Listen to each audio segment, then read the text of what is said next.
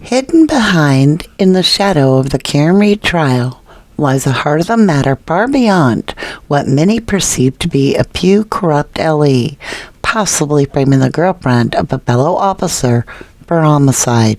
When corruption is widespread, taking a narrow view and focusing on a few loose cannons does not expose the root of the wicked matter at hand.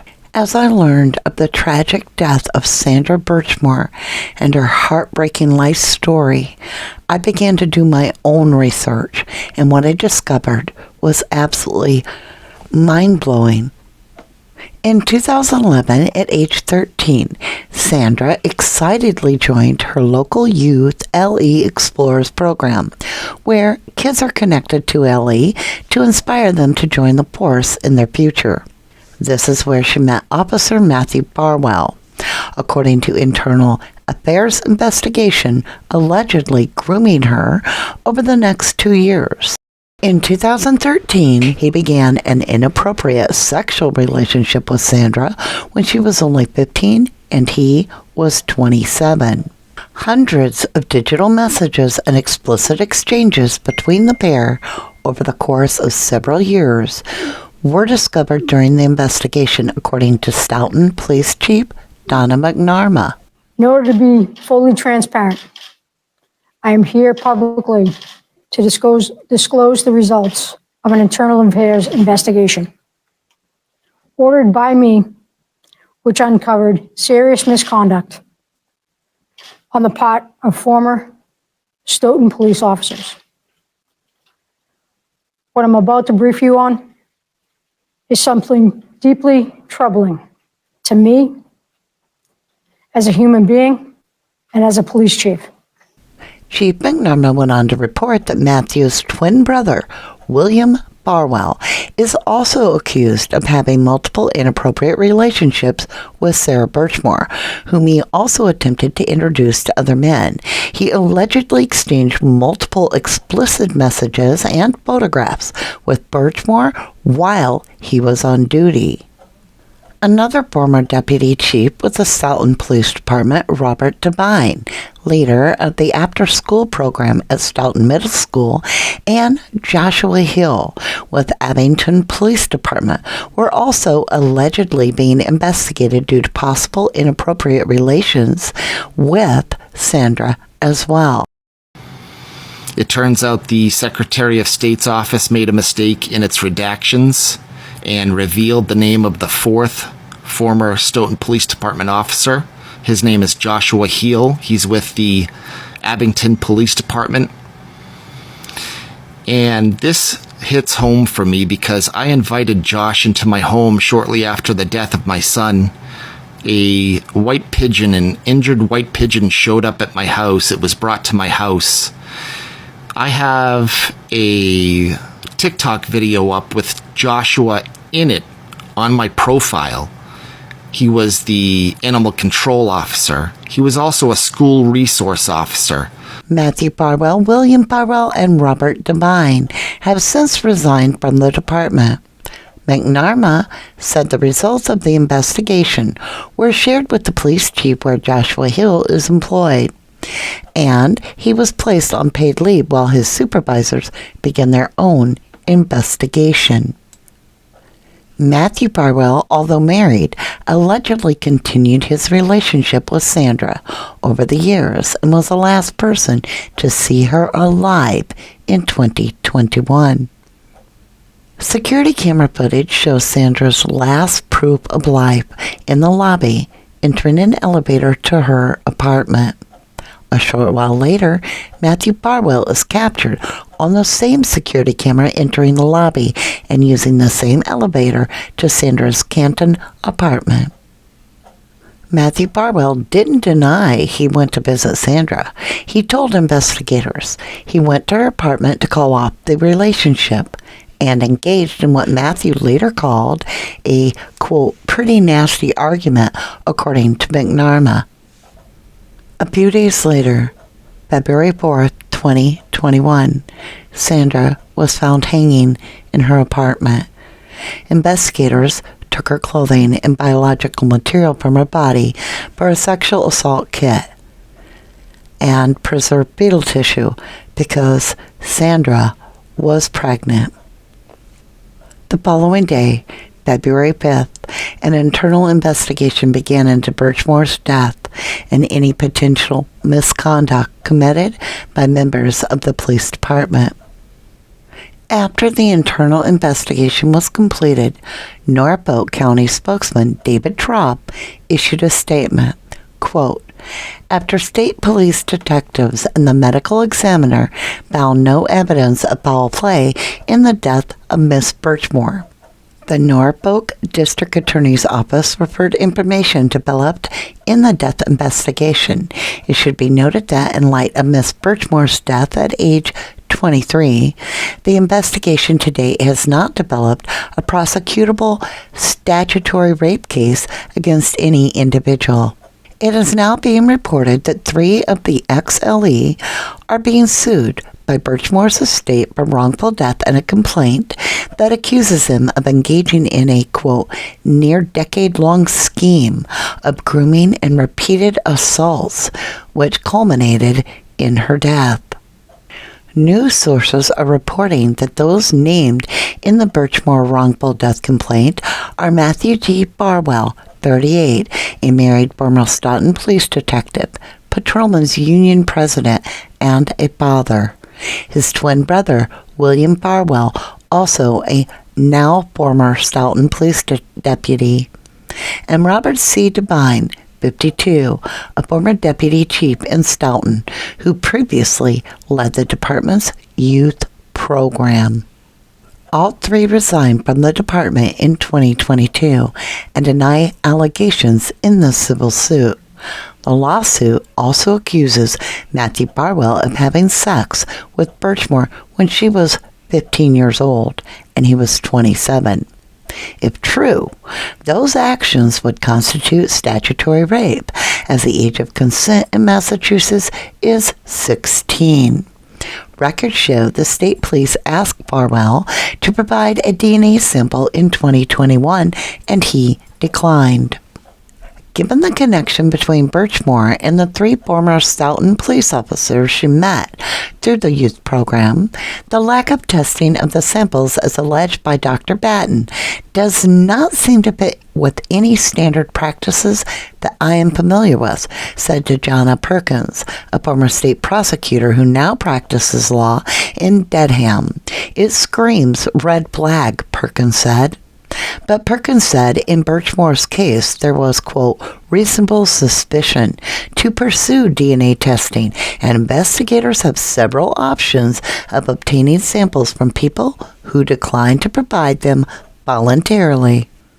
State police records show Matthew Farwell's connection to Birchmore was relayed to investigators as early as February 5th of 2021, the day after she was found deceased. During interviews at East Elementary School in Sharon, where Birchmore worked, the principal told troopers he had spoken to Sandra's aunt, and she mentioned Farwell. State police records also show 3 other school employees said Birchmore had shared that she was pregnant. 2 of those employees said Sandra described her boyfriend as a police detective, and one of those employees said Birchmore shared that her boyfriend was a married father who worked for Stoughton Police. On February 6, 2021, state police interviewed Farwell and reviewed surveillance footage from Birchmore's apartment building in Canton. The security cam captured him entering and exiting the property 5 days earlier. According to Stoughton Police Internal Affairs report, he was the last known person to see Birchmore alive. 3 years later, now in June of 2024, a forensic pathologist hired by Sandra's family questioned whether the samples were ever tested, telling a lawyer for her family on June 18th that it appeared they haven't been examined. The Norfolk District Attorney's Office, Massachusetts State Police, and the Office of the Chief Medical Examiner were the first investigators assigned to the case, and so far, all declined to say whether the samples singled out by Dr. Michael Batten had been tested. Dr. Baden questioned the forensic testing in Birchmore's case last week in a letter summarizing his review of her autopsy by the state medical examiner's office. Writing to a lawyer for Birchmore's estate, Dr. Baden said he determined Sandra's death was indeed a homicide, contradicting earlier findings by state investigators who said she took her own life and that no foul play was involved in her death. Dr. Baden also confirmed that Birchmore was in her 10th week of pregnancy. A spokesperson for the state medical examiner's office said in an email that testing by the agency is, quote, focused on ascertaining cause and manner of death or the identity of the decedent. The medical examiner collects evidence to preserve for other uses by other agencies, but doesn't routinely perform tests that go beyond the role of determining cause and manner.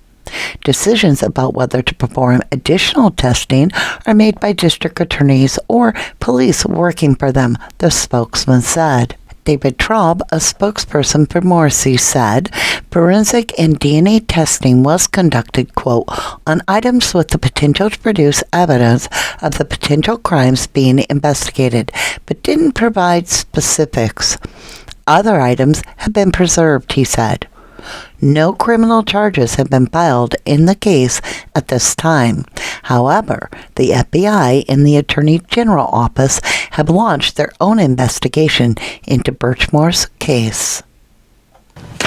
Now, I want to read for you a statement from the new and current Chief of Police of the Stoughton Police Department, Donna McNamara. I would be remiss if I did not remark that I have reviewed the findings of the outside doctor, that would be Dr. Baden, retained by Sandra's family. I was profoundly disturbed and troubled by what I read.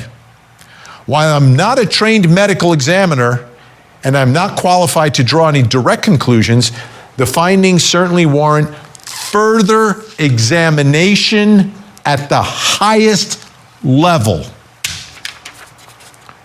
So, more problems with local police, or more alleged problems with local police in Massachusetts, in that same area of Massachusetts, and now looking into exactly how Sandra died. Was this death by suicide or was this homicide? Sandra was a quirky, kind child.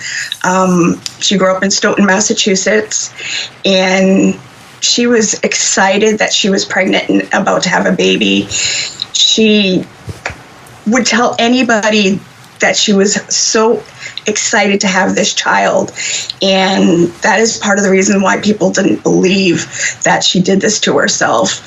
She grew up, she did have a hard life. You know, her mother passed away in 2016 and her grandmother passed away in 2016. And a lot of other family members passed away around that same time. So she did have a tough life, but she was so excited to become a mother. And these men took advantage of her, and it's just heartbreaking to see what was done to her. So the FBI is looking into her case. The Attorney General has her case now, and we're hoping that because of these developments now with this pathologist coming out saying that her death was a homicide, that we can put pressure on the medical examiner of Massachusetts to reopen her case and re-examine her case, and we can get justice for Sandra and her baby. She was 3 months pregnant. And that's why we've been working so hard to get Sandra's name out there. This was even before, you know, this all came out. We are just working so hard to try to keep Sandra's memory alive. And with the Karen Reed case, we've been able to piggyback off of that and bring a lot of eyes on Sandra's case. And it's not the first time that we've seen this. And recently here in Court TV, last year we covered the Alec Murdaugh case down in South Carolina. And on the heels of that case, everyone started talking about what happened to this young man named Stephen Smith. And that case was reopened. So I see a lot of similarities in what's happening now in Massachusetts. So, Suzanne, what, from your perspective, and the folks that are supporting your cause. What is justice for Sandra? Justice for Sandra. It would be holding these officers accountable for doing what they did instead of being protectors for her and caretakers for everybody in the community. They were doing a lot of bad things. Period. Let me ask you, Suzanne, are we talking about the same? And then it was sort of covered up. Are we talking about the same investigators for the death of Sandra that investigated the death of John O'Keefe? Are there any sort of parallels in who we're talking about here? There are a lot of common players in this story. A lot of parallels and a lot of common players, and particularly the DA. The DA in Norfolk County is heavily involved in this case, and a lot of the tech, a lot of the elements that mysteriously have gone unavailable. There's a lot of parallels between this very high profile case that we're all in right now, and Sandra's case. And it's sort of a blessing that we have all of this attention drawn right now, because a lot of the investigative issues and a lot of the behavior, it's the same across the board. And this gives us an opportunity to really stay on all of these problems. Melissa, let me ask you, what has been the reaction of the police in Stoughton and these officers? I believe are all off the force now, right? Yes, they're all off the force. Matthew Farwell has been totally decertified, and the other two officers are making their way through their hearings. Ms. Birchmore did not die of suicidal hanging. The cause of Ms. Birchmore's death is strangulation, and the manner of death is homicide, Baden wrote. And this is all from the Boston Globe reporting. While the state medical examiner found that Birchmore was pregnant when she died, the office apparently did not send fetal tissue for DNA analysis to determine who the father was. Swabs from Birchmore's body, hair, and fingernail clippings and clothing she was wearing were taken for a sexual assault kit, but Baden wrote in his report that it appears the evidence was not tested. In Baden's letter, he said Birchmore fractured her right hyoid bone, a small U-shaped bone in her neck. Such an injury occurs rarely, if at all, in suicidal hanging, and does occur in half of homicidal strangulations of women. The entire nature of the case. We are also learning that this was investigated under the same Massachusetts State Police unit as the Karen Reed case. Now people are starting to see what we have been saying, that it was murder. Melissa Mizzyberry runs social media pages seeking justice for the 23-year-old pregnant woman who was found dead in her apartment in February of 2021. Basically, have been trying to create a groundswell online to get people to realize that this young woman did not kill herself in her baby. Sandra Birchmore's death was ruled a suicide, but a forensic pathologist hired by her family is now calling it a homicide, according to the Boston Globe. The family's attorney and Dr. Michael Baden's office declined to release that report to us. Especially since a lot of people are putting eyes on the Karen Reed case, I am now able to piggyback off that. Massachusetts State Police confirming it's the same unit but different officers as the Karen Reed case. It's the same DA, it's the same Massachusetts State Police unit. A 2022 investigation found 3 former Stoughton police officers had inappropriate relationships with Sandra after meeting her through the department's Youth Explorers program. If there are more out there, hopefully they're going to start feeling safe to come out and say something. Officer Matthew Farwell was 27 and Sandra 15 when the two began a physical relationship which lasted until days before her death. I'm hoping that this will bring some justice to Sandra, because she deserves justice, and so does the baby that she was carrying. Now, those 3 Stoughton officers have denied any wrongdoing and could not be reached for comment. Live in Stoughton, Mary Marcos, NBC 10 Boston. I invite you to check out the Marshall Project, nonprofit journalism about criminal justice. One of the cases that they covered happened to be Sandra Birchmore, but they dug deeper than we do. And this is a rabbit hole that if you tumble down, you're about to wake up. Stoughton Police ran the Explore program for about 15 years. The department could locate only a single one-year agreement with Learning for Life, the scouting affiliate that oversees the National Explore program. The agreement signed by Devine in 2010 required the department to encourage officers to take a youth protection training as well as undergo an annual evaluation by Learning for Life. But the agency said it hasn't found records for Devine, the Farwells, or any of its officers completed the training, nor did it locate any records related to an evaluation. The Stoughton Explorer program ended in 2016. The department said it hasn't found records of any agreement with Learning for Life or the Boy Scouts for any of the program's other years. The Boy Scouts didn't respond to questions about its oversight of the Stoughton Explorer program. While the structure of Explorer programs can vary by departments, participants are generally required to maintain an average grade score while in school, attend program meetings, and exemplify good moral character. The curriculum can include community service, firearms training, and evidence collection. One of the key components of many Explorer programs is the ride-along, where participants accompany officers for hours as they patrol. Each agency has slightly different rules for ride-alongs. Some require time limits or switch up the officers that teenagers spend time with. Since at least the 90s, the Boy Scouts has required a two-deep leadership rule, mandating 2 adults present in all of its programs. The intent was to prevent an adult from being alone with children, but the Boy Scouts carved out an exemption to the 2-deep rule for police ride-alongs and Explorer programs.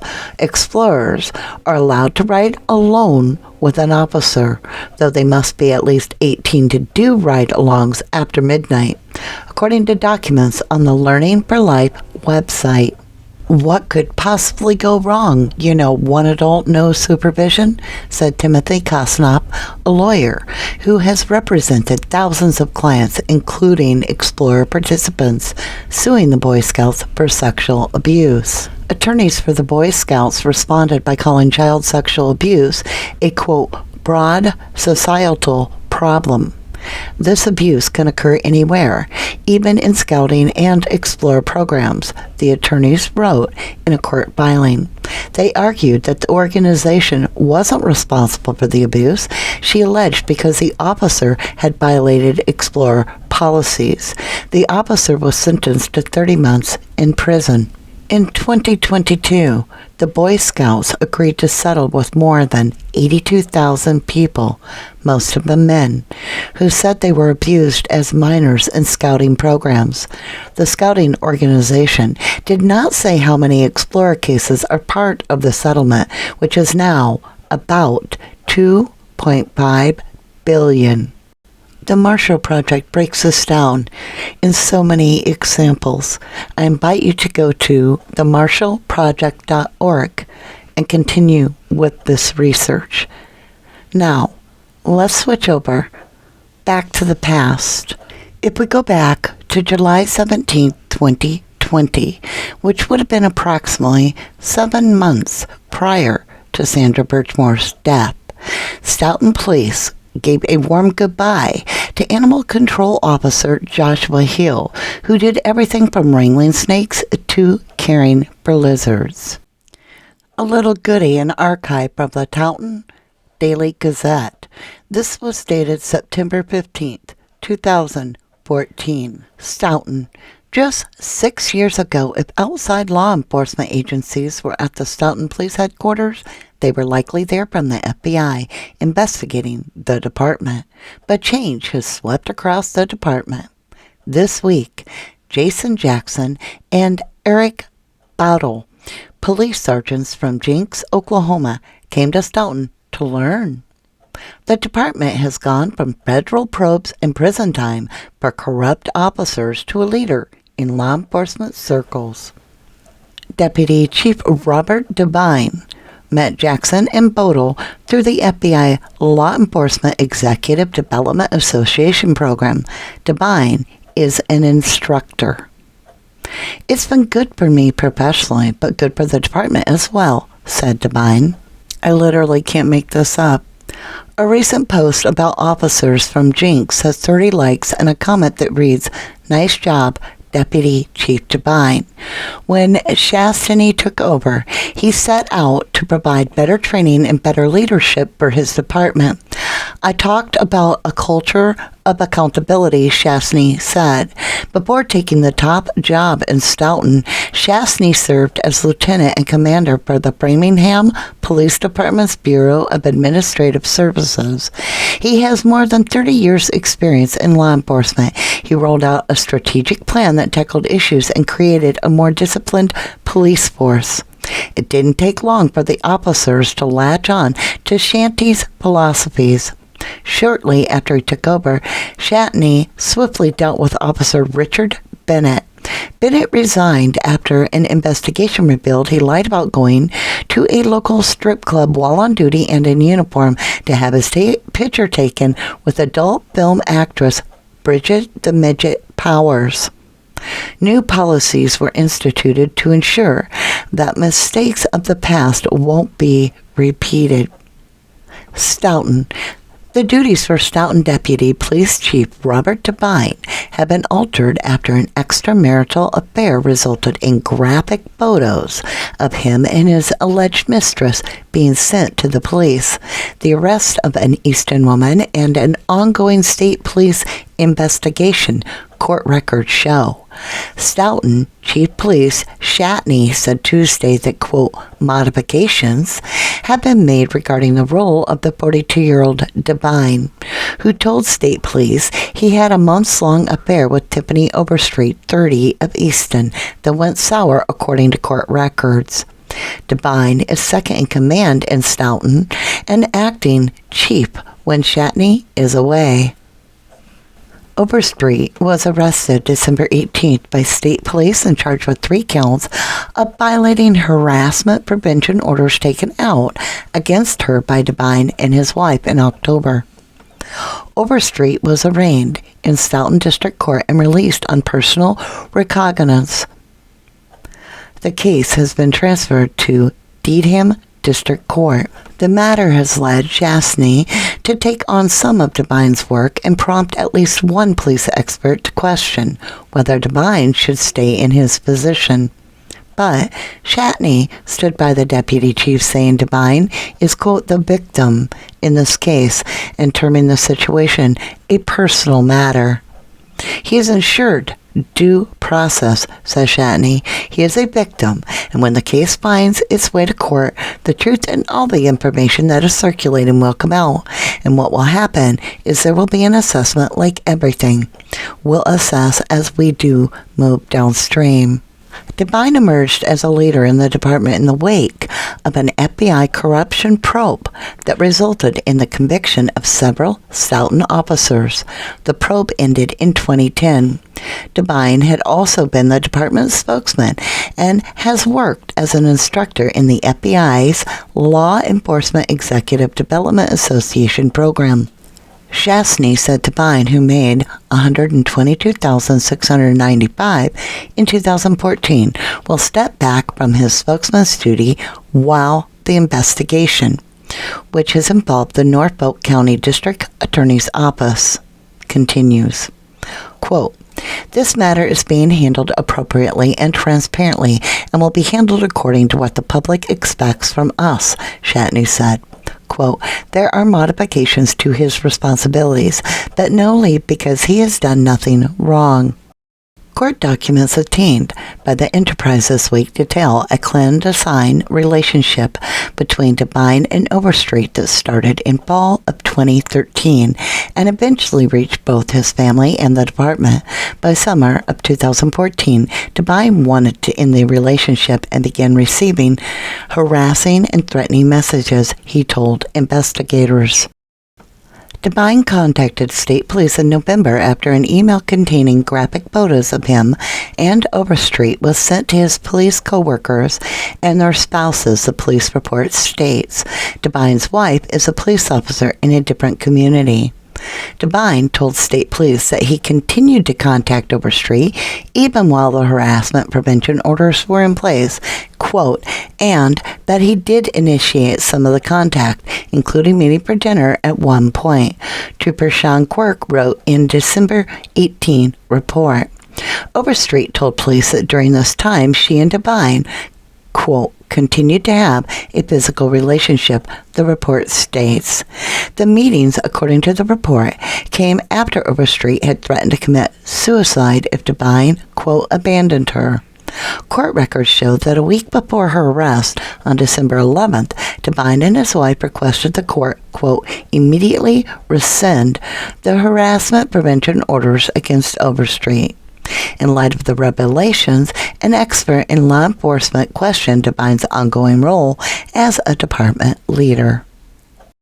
Quote, as a high-ranking member, you have to set the high example for all of the other officers in there, especially in light of your department still coming out of a major corruption scandal, said Joseph Gaicaloni, a retired NYPD sergeant commander and adjunctive professor at John Jay College of Criminal Justice in New York. Quote, he should save himself and the department the embarrassment and just resign. But another expert in police affairs doesn't think the situation warrants a resignation. Quote, he's done nothing wrong. He is a victim of a crime, said Mitch Leverett, a criminal justice professor at Bridgewater State University and a former New York police officer. Quote, does it reveal the salacious details of his marital infidelity? Evidently, it does. The ability for Devine to continue in his position will depend on several factors, Leverett said.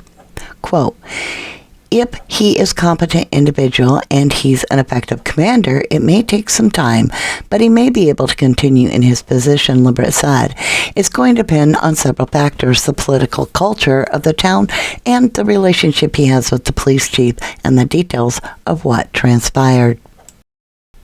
If you would like to be the voice of change, please visit change.org and look up Sandra Birchmore's death investigation petition. It would be greatly appreciated, because if you're fighting for Sandra Birchmore, you're also fighting for a lot of kids. Thank you.